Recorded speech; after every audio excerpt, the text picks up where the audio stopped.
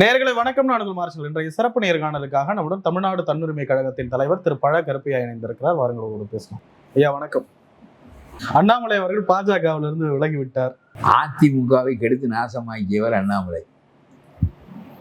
திமுகவை ஒழிப்பதற்கு முயலாமல் அதிமுகவை ஒழித்து அந்த இடத்திற்கு நாம் மாற்றுக் கட்சியாகி ஆளுங்கட்சியாகி விடலாம் என்று வழியில்லாத வழியில் படர்ந்தவர் அண்ணாமலை. தீய சக்தி திமுக, ஆகவே அதை ஒழிக்க வேண்டும் என்று அதிமுகவோடு சேர்ந்து பலப்படுத்தி கொண்டு அதை ஒழித்து விட்டு பிறகு அதிமுகவுக்கு அந்த பிறகு அதற்கு எதிர்கட்சியாகி ஆளுங்கட்சியாவதற்கு முயலாமல் தலைகீழாக அவர் வந்தவர். தலையிலிருந்து தண்ணீரை ஊற்றிக்கொள்ளாமல் காலிலிருந்து ஊற்றிக்கொள்வது. ஆகவே அவரால் தான் பாஜகவினுடைய வளர்ச்சி பெருகியதாக காட்டிக் கொண்டார்களே தவிர அதிமுகவை கெடுத்தது அவர் தான். இந்த தேர்தலிலே கூட அதிமுக தோற்றதுக்கு காரணம், நாங்கள் தனியாட்சி அமைப்போம், 169 இடங்களில் நிற்போம் என்று எத்தனை தடவை எடப்பாடி சொன்னாலும் இரட்டை இன்ஜின் ஆட்சி தான் என்று பிரதமரே சொல்லிக்கொண்டே இருந்தால், ஸ்டாலின் திரும்ப திரும்ப சொன்னால் இரட்டை இன்ஜின் ஆட்சி, பிஜேபியினுடைய ஆட்சி தமிழ் மண்ணில் கால் பதியக்கூடாது, அப்படி கால் பதியுமானால் இன்னும் 100 ஆண்டுகளுக்கு தீங்காக ஆகிவிடும் என்று இடையறாமல் சொன்னதினால் இந்த பிஜேபியினுடைய தீமையை அதிமுக சுமந்து அதிமுக அழிந்தது. அழியவில்லை, அது தடுமாறியது. இதை அவர்கள் தான் யோசிக்க வேண்டும். அவருடைய கட்சியில் அவர்கள் யோசிக்க வேண்டும், விவாதிக்க வேண்டும், என்ன முடிவெடுக்க வேண்டும் என்று தெரிய வேண்டும். பிறகு எதற்காக நம்மை ஒழித்தார்கள் என்பதும் புரிய வேண்டும். பழைய ஆட்சி முறையை மக்கள் விரும்பவில்லை. ஆகவே அதிலிருந்து விடுபட்டு கட்சிகள் தங்களை தாங்களே கட்டமைத்துக் கொள்ளுமானால், if they can restructure themselves, they can come up. தனிக்கட்சி ஆரம்பித்தால் அண்ணாமலை சோபிப்பாரா? இளைஞர்களுக்கு உதவாகிறாங்க தமிழ்நாடு. விஜய், உதயநிதி, அண்ணாமலை இந்த லெவல்ல இதே பேசினா, அதாவது சொந்த புத்தி இல்லாமல் எழுதி கொடுப்பதை படிப்பவர் நம்முடைய முதலமைச்சர், சொந்த புத்தி இல்லாமல் எழுதி கொடுப்பதை சட்டமன்றத்தில் படிப்பவர் உதயநிதி.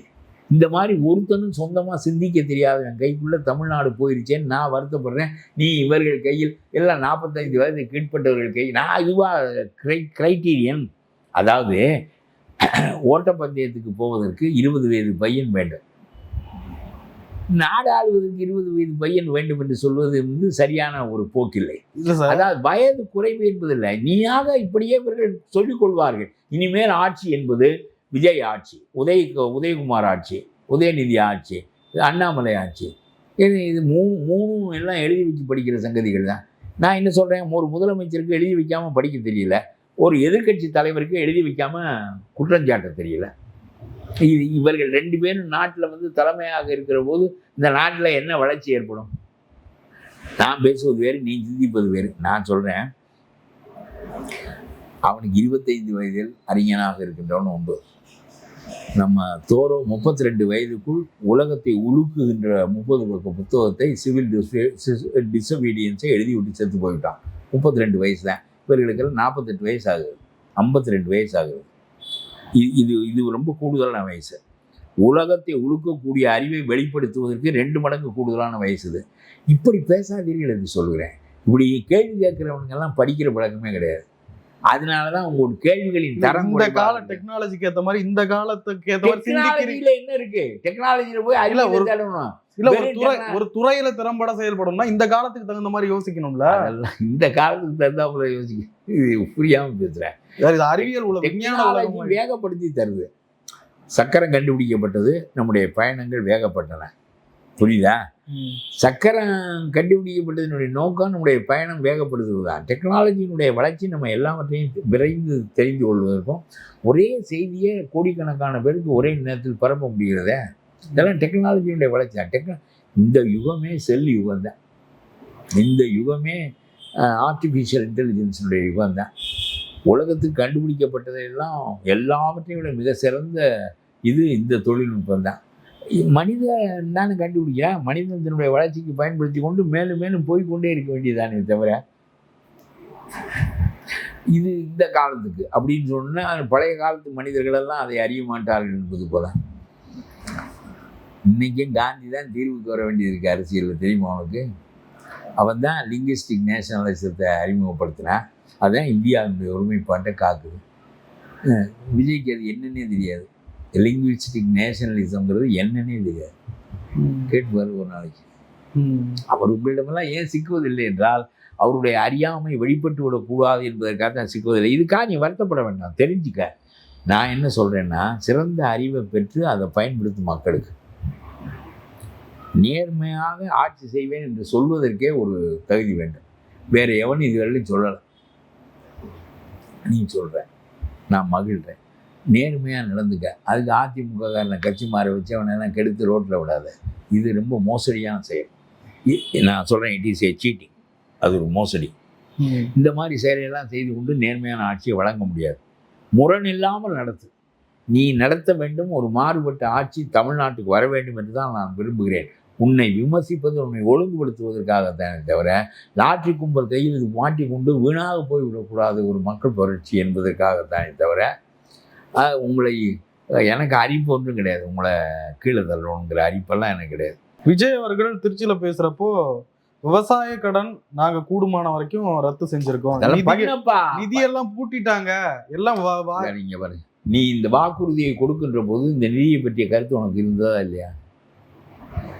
10 லட்சம் கோடி கடன் இருக்கிறது. நாம் என்ன சொன்னோம் என்றால் 10 லட்சம் கோடி கடன் வாங்கியது தவறில்லை. 10 லட்சம் கோடியை வீணாக்கினார் ஸ்டாலின். பேசிக் ஸ்ட்ரக்சர்ஸை உண்டாக்குவதற்காக, நாட்டில் தொழில் வளத்தை பெருக்குவதற்காக, மக்கள் தங்களுடைய வாழ்க்கை நிலையை உயர்த்தி கொள்வதற்கான கட்டுமானங்களை உருவாக்குவதற்காக அவர் அந்த பணத்தை செலவழிக்கவில்லை.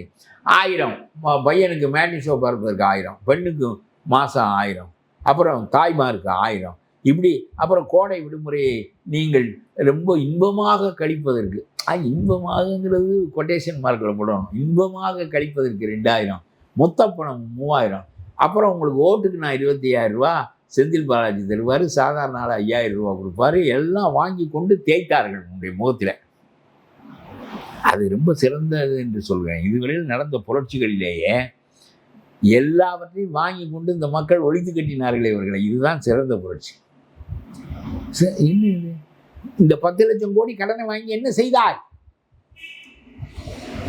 தொழில் வளம் பெருகுவதற்கு, வேலை வாய்ப்புகள் பெருகுவதற்கு, மாணவர்கள் பெருவாரியாக அவ்வளவு தனியார் கல்லூரிகளும் கொள்ளையடிக்கிறான், அவ்வளவு தனியார் மருத்துவமனைகளும் கொள்ளையடிக்கிறான். எனக்கு எங்கள் கட்சியினுடைய மாவட்ட தலைவர் பாலகிருஷ்ணன் என்று ஒருவர், தேவகோட்டை ராம்நகரை சேர்ந்தவர், அவர் ஓய்வு பெற்று விட்டார். 2 லட்ச ரூபாய் அவருக்கு இன்சூரன்ஸ் இருக்கிறது. அவருக்கு மாரடைப்பு வந்தது. மதுரைக்கு வேங்கடமுடையான இன்னமும் ஒரு ஹாஸ்பிட்டல் சொக்கியோளத்தில் இருக்குது, அந்த ஹாஸ்பிட்டலுக்கு போனார். 2 லட்சத்துக்கு கையெழுத்து வாங்கி கொண்டார்கள். மீதம் 5 லட்சம் கொடுத்தால்தான் மாரடைப்பு நோய் அறுவை மருத்துவம் செய்து இவர் மீண்டு வருவதற்கு நகைகளை வைத்து மேற்கொண்டு 5 லட்சம் கொடுத்தார். ஒரு மாரடைப்பு நோய்க்காக நீ எனக்கு 2 லட்சம் கொடுத்தால், ஒன்று 2 லட்சத்துக்குள் அவன் எனக்கு அதை செய்து அனுப்ப வேண்டும், இல்லாவிட்டால் நீ 7 லட்சம் கொடுக்க வேண்டும். அவன் 2 லட்சம் 5 லட்சம் திருடுகிறான் இந்த தனியார் கிளினிக். நான் கடமையை செய்து விட்டேன், மக்களுக்கு வைத்திய வசதியை செய்து விட்டேன் என்று நீ ஓய்ந்து விட்டாய். அவன் நகையை அடமானம் வைத்து குடும்பம் தெருவில் இருக்க அவன் 7 லட்ச ரூபாய் செலவழித்து அந்த மாரடைப்புக்கான சிகிச்சையை, அறுவை சிகிச்சையை பெற்றுக்கொண்டு வருகிறான். இது என்ன இந்த இன்சூரன்ஸ்? நாடு பூரா மருத்துவமனைகளை கட்டு.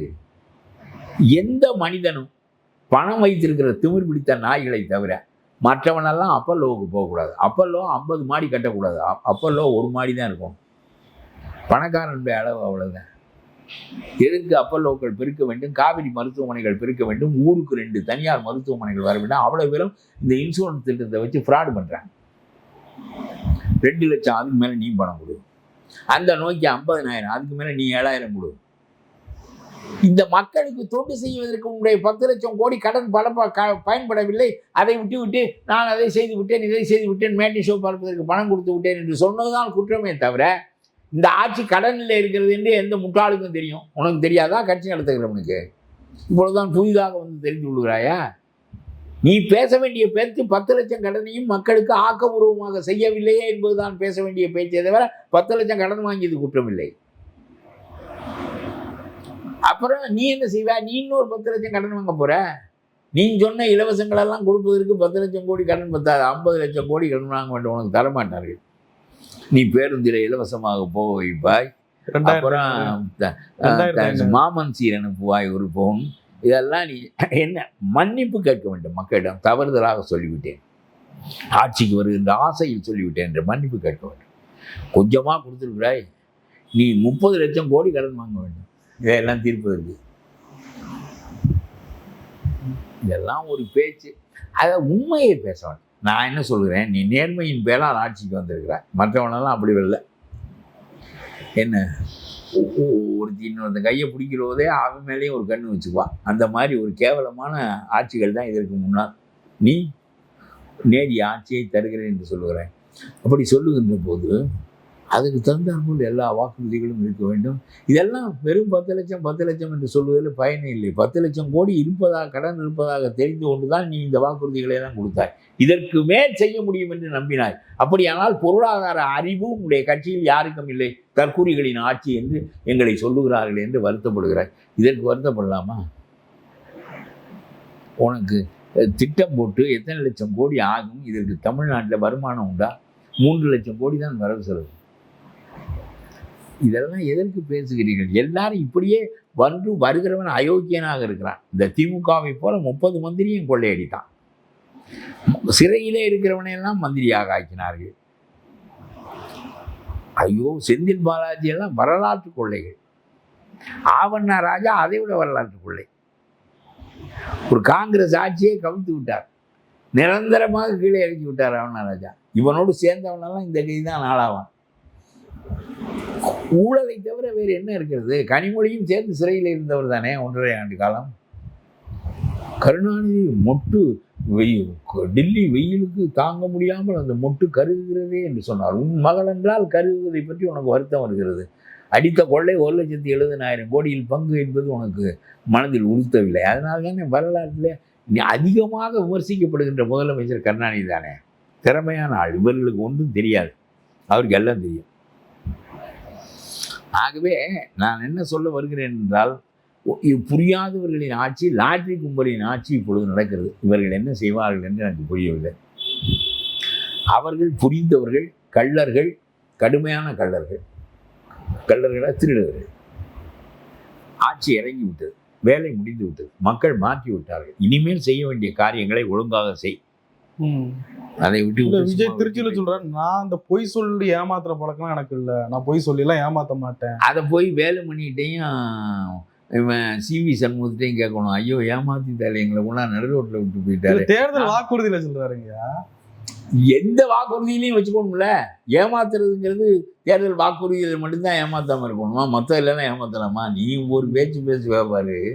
உனக்கு எதையாவது இன்னமும் தமிழ்ல ஒண்ணு சொல்லுவாங்க, இந்த ஏனின்னா வேற ஒண்ணு சொல்றதுன்னா, அது மாதிரி நீ பேசுவ. இல்ல, அவர் இன்னமும் அவருக்கு நம்பிக்கை இருக்கு, எல்லாத்தையும் நிறைவேற்ற முடியும். நிறைவேற்றப்பா, நிறைவேற்ற. ஆரம்பமே மோசடியில் ஆரம்பிச்சு தப்பானவனை எல்லாம் ஓட்டு போட வச்சு உன்னுடைய ஆட்சி நிலைச்சிருக்கு. இதுக்கு மூளை லாட்ரி கும்பல். உன்னையும் கெடுத்து எல்லாத்தையும் நாசமாக்கிற போகிறார்கள் என்பது என்னுடைய கவலை. அதெல்லாம் மீறி உன்னால் நல்ல ஆட்சி தர முடியும் என்றால் உன்னுடைய ஆட்சி பொற்கால ஆட்சியாக விளங்கும். இல்ல, நானே கேட்கிறேன், அவரே பாசிட்டிவ் தாட்ல இருக்காரு, எல்லாத்தையும் செஞ்சிருவோன்ட்டு. ஏப்பா பண்றது பூரா நெகட்டிவ், அப்புறம் பாசிட்டிவ் தாட்ல இருந்து என்ன பண்றது? இங்க வரு, பாசிட்டிவ் தாட் உள்ளவன் நெகட்டிவா செய்ய மாட்டான்ப்பா. ஐயா, வாக்குறுதி கிடையாது, இன்னமும் ஒரு நம்பிக்கையோட இருக்காரு. நீங்க ஏன் முடியாதுன்றீங்கன்னு கேக்குறேன். நான் சொல்லவே இல்லை, முடியுமான்னு பாரு. முடிஞ்சால் பொற்கால ஆட்சி என்று தான் சொல்லுகிறேன். நீ நெகட்டிவான வேலையை எடுத்த உடனே ஆட்சி நிலைப்பதற்கு செய்கிறாயே, உன்னோட என்ன நாணயம் கொடுக்கிறது? அவர் சொல்றாரு, நான் திமுக போதையெல்லாம் இது பண்ண விட்டது, நான் பாருங்க வந்த உடனே பேசுறேன். நீ என்ன பேசுற? ஒரு நேர்மையான ஆட்சி எதற்காக இருக்கிறவனை எல்லாம் கூட்டி கொண்டு வந்து நம்பிக்கை ஊட்டி வாக்களிக்க வைத்து பிறகு அவனுக்கு தருகிறேன் என்று சொன்னதை தராமல் அவனை ரோட்டில் நிறுத்தி கேவலப்படுத்த வேண்டும். இது என்ன ஒரு முதலமைச்சர் செய்கின்ற மட்டமான செயல் இல்லையா என்று கேட்டால் அதை விட்டு வேற ஒண்ணுக்கே போலையா? அதுக்கெல்லாம் ஆதாரம் வேணுங்கய்யா. இது சொன்னதுக்கு ஆதாரம் இருக்கு, இது வெளிப்படையா இல்ல. அவர் சொன்னாரா? பதிலை ஏற்றுக்கொண்டியா நீ? ஐயா, வெளிப்படையா அவர் சொல்லுங்கய்யா. வெளிப்படையா அவர் கூப்பிடல, வெளிப்படையா ஒரு வாக்குறுதி கொடுக்கல, நான் தரேன்னு கூப்பிடல, அவங்களா வந்து ஓட்டு போட்டாங்க. நேர போய் பீதாம்பரம் பொறுத்தினாரு, அதுக்கு என்ன பொருள்? மரியாதைக்கு பார்த்துட்டு வந்தாரா? மரியாதைக்கு பார்க்க வேண்டியவனு தான் பார்க்கல, உனக்கு ஓட்டு போட வைக்கிறவனு தான் பார்க்க வேண்டியிருந்துச்சா? சரி, வழக்கு போட்டா என்ன பண்ணுவீங்க? வழக்கு போட்டா என்ன பண்ணுவீங்க? யார் மேல போடு? நான் உண்மை அல்லாததை சொல்லுகிறேனா என்பதுதான் கேள்வி.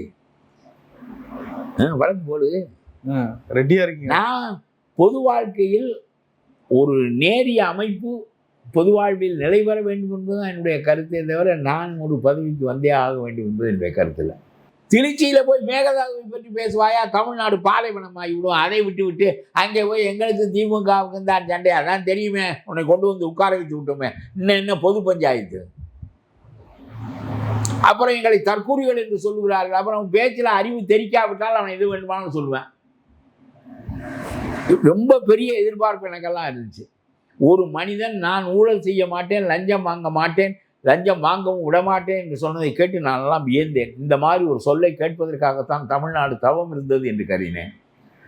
என்ன செய்து விட்டாய்? டிஆர் பாலு மீது KN நேருவின் மீது வழக்கு போட முடியாமல் சுப்ரீம் கோர்ட்டில் தடுத்து வைத்திருக்கிறார்கள். நீ போய் அந்த மனுவை திரும்ப பெறு. தமிழ்நாடு அரசு உன் கையில் இருக்கிறது. பிறகு நேருவை உள்ளே வை. அந்த தூத்துக்குடியில் சுட்ட 17 போலீஸ்காரனையும் 3 தாசில்தாரையும் கலெக்டரையும் பிடித்து உள்ளே வை. கொலை வழக்கு போடு. இதெல்லாம் நாட்டுக்கு செய்கின்ற நன்மைகள். வள்ளுவரிடம் கேட்டால் வள்ளுவன் சொல்லுவான், பயிர் காக்கப்பட வேண்டும் என்றால் களைகள் அறுக்கப்பட வேண்டும் என்று சொல்லுவான். ஏன் இவர்களெல்லாம் தண்டிக்கப்பட வேண்டும்? மன்னித்து விட்டு போறாமே. களைகளை மன்னிக்கின்ற ஒருவன் பயிர்களுக்கு கேடு செய்கின்றவன். புரிகிறதா உனக்கு? ஆகவே நீ பேச வேண்டியதெல்லாம் விட்டு நாடு பூரா என்னவோ பேசி விட்டுருக்கா. இந்த லாட்டிக்கார பெண்மணி என்னை பற்றி கடுமையாக பழைய கருப்பையா, அவனே இவனே, நீ என்ன GST கட்டுக்கிறாயா? உனக்கு அறிவு இருந்தால் கேட்பாயா? GST கட்டாததே கிடையாது. ஒரு பீடி பற்ற வைக்கிறவன்லேருந்து அவ்வளவு பேரும் GST கட்டுக்கிறான். ஆகவே அதல்ல பொருள். அப்புறம் நான் சொல்லுகிறேன், உன்னுடைய நீ பணத்தை வைத்து கொண்டு பொது வாழ்க்கைக்கு வந்தாய். நான் 25 வயதில் பொது வாழ்க்கைக்கு நுழைந்தேன். எடுத்தவுடன் கள்ளுக்கடையை மறியல் செய்து ஓலமிடும் ஆதரகுரல் ஏலமிடும் போரே கேட்கவில்லையா என்று 26 இளைஞர்களை கூட்டிக் கொண்டு சிறைக்கு போனேன். மதுரை சிறைக்கு 10 தடவை நான் சிறைக்கு போயிருக்கிறேன். 10 தடவை சிறைக்கு போயிருக்கிறேன். காரைக்குடி குடிநீருக்காக 19 நாட்கள் உண்ணாவிலிருந்து சாவின் விளிம்பை தொட்டு பார்த்து மீண்டிருக்கிறேன் சிறையிலும். காரைக்குடி மறந்து விட்டது, ஆனால் நான் மட்டும்தான் ஞாபகம் வைத்திருக்கிறேன். அது வேறு. மக்கள் அவ்வளவு சிறந்ததை போற்றுகிற பழக்கம் மக்களுக்கு கிடையாது. ஒரு ஆரவாரத்தை போற்றி போவார்களே தவிர சிறந்தது எங்கே? கல்கத்தாவிலே மெஸ்ஸிக்கு, கால்பந்தாட்டக்காரன் மெஸ்ஸிக்கு 70 அடி சிலை வைத்திருக்கிறான். இன்னும் அந்த மக்களுடைய அறிவை பாரு. காத்துல ஆடுது. அது வேற காத்துல ஆடுதான். அதில் ஆடுது. அது வேற இது பாதுகாத்து வைக்கிறாங்க. 70 அடி சிலை வைக்கிறானே. கால்பந்தாடு, கைப்பந்தாடு, தலைப்பந்தாடு, என்ன இளவையாவது ஆடிட்டு போ. உன் வருமானத்துக்கு ஆடுறா. நீ ஆடினா சுவைக்கத்தக்கதாக இருக்கிறது என்றால் எல்லாரும் பார்ப்பார்கள். அதில் ஒன்றும் இல்லை. 2 சேவல் சண்டை போட்டால் பார்த்து கொண்டிருப்போம். 2 மனிதர்கள் சண்டை போட்டால் பார்த்து கொண்டிருப்போம். 2 மனிதர்கள் கால்பந்தை அடித்தால் பார்த்து கொண்டிருப்போம். இதெல்லாம் சரி. பார்ப்பது என்பது வேறு, சுவைப்பது என்பது வேறு. பிறகு அதை மறந்து விட்டு வேலையை பார்ப்பது என்பது வேறு.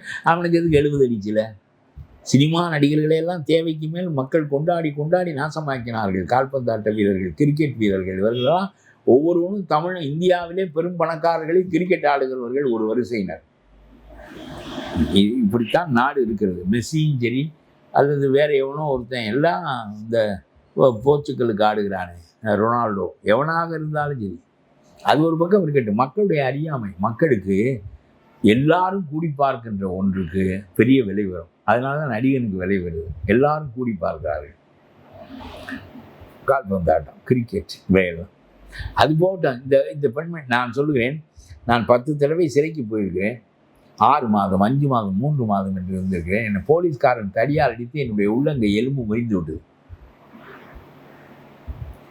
என்னை கோர்ட், காரைக்குடி கோர்ட் 21 நீ பேசக்கூடாது என்று வாய்ப்பூட்டு சட்டம் போட்டது. மைக்கை எடுத்து விட்டு பறையறைந்து தப்பு அடித்து கொண்டு பேசினேன் மக்களிடம். பிறகு நான் பேசவே கூடாது என்று 21 நாட்களுக்கு என்னை கோர்ட் அப்புறப்படுத்தியது. பெருமான் தெய்வ திருமகன் முத்துராமலிங்கத்தேவருக்கு அப்புறம் பேசக்கூடாது என்று தடை விதிக்கப்பட்ட ஆள் நான் தான் கோர்ட்டால். எவ்வளவு பாடுகள். எமர்ஜென்சியை எய்து நின்றேன். ஈழத்திற்காக முனைந்து நின்றேன். தேசிய அரசியலை தூக்கி எறிந்து விட்டு தமிழ் இன அரசியலுக்குள் திரும்பினேன். எவ்வளவு போராட்டங்கள், எவ்வளவு தவிப்புகள். அடைந்தது என்ன? இந்த மக்களுக்கு சிறந்ததை போன்ற தெரியாது. அடைவதற்கு எதுவுமே இல்லை. ஆனாலும் கூட நான் நல்லதை ஊருக்கு சொல்ல வேண்டும் என்று சொல்லிக் கொண்டிருக்கிறேன். வழக்கு போடுவதென்றால் போடு. நீ எத்தனை வழக்கு போட்டாலும் லாட்ரி தொழில் கேவலமான தொழில் என்று தான் நான் சொல்வேன். சாராயம் காய்ச்சுகிற தொழில் கேவலமான தொழில் என்று தான் சொல்வேன். இந்த தொழிலை செய்கிறவர்களெல்லாம் மதிப்புக்குரியவர்கள் இல்லை என்று நான் சொல்வேன். இவர்கள் கையில ஆட்சி சிக்குமானால் நாட்டு மக்களுடைய வாழ்வு கந்தரகோலம் ஆகிவிடும் என்று நான் சொல்வேன். இதனால் எந்த வழக்கையும் நான் சந்திப்பேன் போல். மக்களுக்கு சிறந்ததை போற்ற தெரியாது, சிறந்த மனிதர்களையும் போற்ற தெரியாது. அவர்களுக்கு கவர்ச்சியான மனிதர்களைத்தான் அறிய தெரியுமே தவிர நேரிய மனிதர்களை, அறிவான மனிதர்களை அவனுடைய செயலின் அடிப்படையில், தியாகத்தின் அடிப்படையில் அவனை மதிக்கின்ற தன்மை மக்களுக்கு கிடையாது. ஆனாலும் கூட அதை பற்றியெல்லாம் என்ன இருக்கிறது? பிறப்பினுடைய தன்மை உனக்கு சொல்லுகிறேன். பிறந்தோம், சாக போகிறோம். நீ எதையும் கொண்டு வரவும் இல்லை, எதையும் கொண்டு போக போவதும் இல்லை. 50,000 கோடி பணம் வைத்திருக்கிற மார்ட்டின் அதோடு இறங்க முடியாது, தனியாகத்தான் இறங்க வேண்டும். அதெல்லாம் சும்மா வாழ்க்கையில் ஒரு அதிகாரம். பணம் இருந்தால் நீ ஒரு கட்சிக்கு கொடுக்குறாய், கட்சி நீ சொன்னதை கேட்கிறது. பணம் இருந்தது, சாதவார்த்தையும் செலவழித்தால் அந்த கட்சியினுடைய அதிகாரம் ஒரு கைக்கு வருகிறது. அந்த அதிகாரம் உனக்கு மகிழ்ச்சி இருக்கிறது. அதிகாரம் என்பது மக்களை மேன்மைப்படுத்துவதற்காக என்று நினைத்தால் அதிகாரம் என்பது உனக்கு இன்பம் தராது. ஹெலிகாப்டரில் போவதும், தனி பயணம் செய்வதும், 28 கார்கள் முன்னும் பின்னும் ஓடுவதும், நாம் ஒரு பெரிய வியத்தகு மனிதராக, முதல் தர மனிதராக ஆகிவிட்டோம் என்ற பெருமதிப்பை உனக்குள் ஏற்படுத்துகிறதே தவிர அது ஒன்றுமே கிடையாது. 28 கார் முன்னும் பின்னும் போனால் என்ன, நாம் தனி விமானத்தில் போனால் என்ன, மக்களோடு சேர்ந்து பயணித்தால் என்ன, நாம் செய்கின்ற காரியம் என்ன என்பதுதான் முக்கியம். ஒரு விமானத்தில் போகவில்லை. நடந்தான் காந்தி, நடந்து கொண்டே இருந்தான். அவனைத்தான் நாடு போற்றுகிறது தெய்வமாக. அவன் என்ன கருப்பு கோட்டு போட்டுக்கொண்டானா, சிகப்பு கோட்டு போட்டுக்கொண்டானா? போட்ட கோட்டை கழட்டி எறிந்து விட்டான். அவன் லண்டனில் போட்ட கோட்டை கழட்டி எறிந்து விட்டான். நாட்டினுடைய அரசியலையே மாற்றினான் காந்தி. மறுபடியும் திருப்ப மாற்றுகிறார்கள் இவர்கள். நான் சொல்வது புரிகிறதா? கோட்டில் இருந்து வெறும் மேலுக்கு வந்தான், வெறும் மேனிக்கு வந்தான், வெறும் துண்டுக்கு வந்தான். இப்பொழுது இவர்கள் வெறும் மேனியிலிருந்து கோட்டுக்குள் போகிறார்கள். இதில் என்ன குற்றம் இருக்கிறது என்று கேட்கிறார்கள். குற்றம் என்பது பொருள் அல்ல. குற்றம் என்பது பொருள் அல்ல. நீ எப்படி வாழ்கிறாய், எதற்காக வாழ்கிறாய், எந்த மக்களுக்காக அவர்களோடு அடையாளப்படுத்திக் கொள்ள முயலுகிறாய், என்ன காரியத்தை எல்லா நேரமும் செய்ய நினைக்கிறாய், நீ செய்தது என்ன, இதுதான் கேள்வியை தவிர அதை விட்டு நீ எதை போட்டுக்கொள்ளாமல் இரு, கோவணத்தை கட்டிக்கொள், இதெல்லாம் ஒரு பேச்சில்லை. செய்ய வேண்டிய காரியம் எதையும் உன்னால் செய்ய முடியும். சிங்கப்பெண் படையை வைத்து அப்புறம் ராத்திரியில் அவளை காப்பாற்றுவதற்கு சிங்க ஆண் படை ஒன்றை உண்டாக்க வேண்டும். வேறு என்ன நடக்கும்? ஏன்னா கெடுக்கிறவன் பொம்பளை இல்லையே, சிங்க பெண் படை வைத்து அவளை தட்டி விட்டுற முடியுமா? கெடுக்கிறவன் அயோக்கியம் ஆம்பளை இல்லை.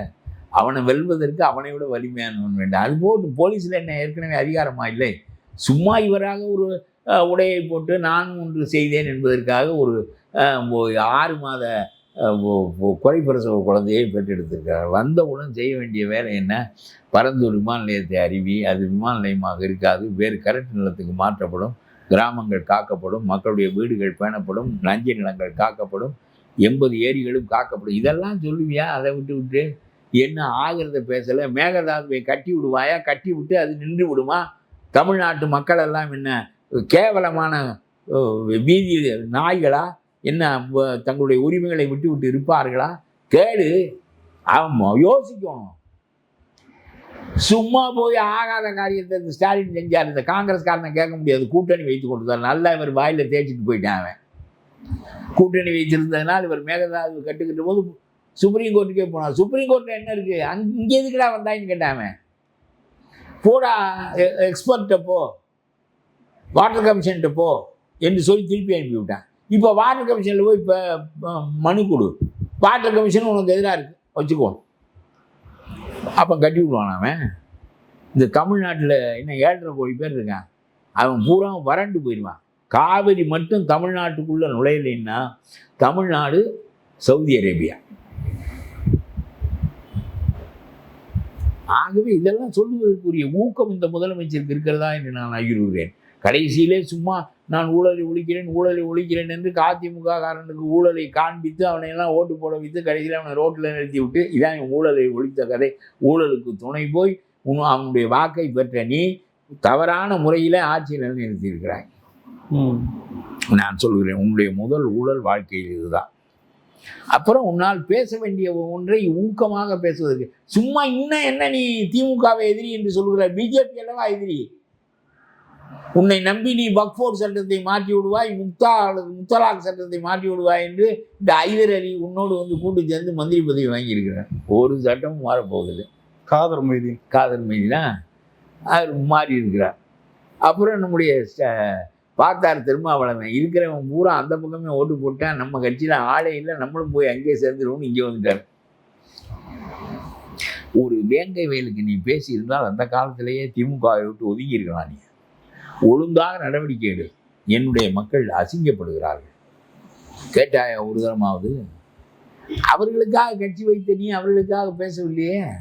சும்மா அம்பேத்கர் அம்பேத்கர் அம்பேத்கர் என்று பேசுவதில் என்ன பொருள் இருக்கிறது? அம்பேத்கர் நிகரற்ற அறிஞன், அந்த மக்களுக்காகவே தன் வாழ்க்கையை அர்ப்பணித்தவன். அவன் ஒருத்தன் தான் அர்ப்பணித்தவன். மந்திரி பதவியெல்லாம் அவனுக்கு சாதாரணம், தூக்கி எரிஞ்சுட்டு வந்தானே அவன். ஆகவே இதுதான் அரசியல். சும்மா இருப்பவர்களெல்லாம் ஒருத்தன் மிரட்டி கொண்டு ஆக கடைசியில் தமிழ்நாடு ஊழலற்ற ஆட்சியை உருவாக்குகிற என்ற பெயரால் லாட்ரி கும்பல் கையிலே மாட்டிக்கொண்டிருக்கிறது. இதனுடைய விளைவு என்ன என்று நாளை பார்ப்போம். நிறைய விஷயங்களை பயன்படுத்தி நன்றி.